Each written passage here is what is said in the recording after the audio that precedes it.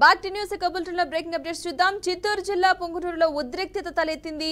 మాగండ్లపల్లిలో BCY party అధినేత బోడే రామచంద్ర యాదవ్ ప్రచారం నిర్వహిస్తుండగా ఆయన కాన్వాయ్పై దాడి చేశారు. గుర్తు తెలియని వ్యక్తులు దాడి చేసి పారిపోయారు. వైసీపీ నేతలే దాడి చేశారంటూ కూడా రామచంద్ర యాదవ్ ఆరోపిస్తున్నారు. ఈ దాడిలో కారు అద్దాలు ధ్వంసమయ్యాయి. ఘటనా స్థలానికి చేరుకున్న పోలీసులు రామచంద్ర యాదవ్ ఫిర్యాదు మేరకు దర్యాప్తు చేస్తున్నట్లుగా తెలుస్తోంది. రామచంద్ర యాదవ్ ప్రచారం నిర్వహిస్తుండగా కాన్వాయ్పై గుర్తు తెలియని వ్యక్తులు దాడి చేసినట్లుగా తెలుస్తోంది.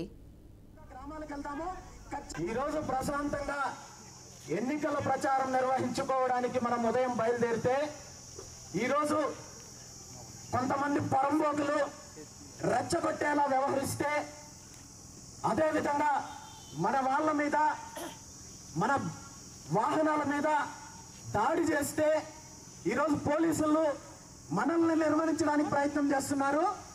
దీనికి ఈరోజు మనకు షెడ్యూల్ ఉంది కాబట్టి మనం అనుకున్న విధంగా గ్రామాలకు వెళ్తాము. ఖచ్చితంగా ఎవరైతే చిల్లర వేషాలు వేశారో వాళ్ళకి బుద్ధి చెప్పేది మాత్రం ఖచ్చితంగా చెప్తానని చెప్పి మీ అందరికీ చెప్తున్నాను.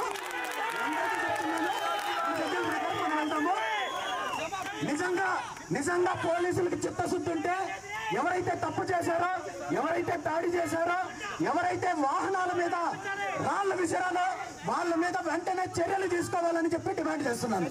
ఈరోజు ప్రశాంతంగా ఎన్నికల ప్రచారం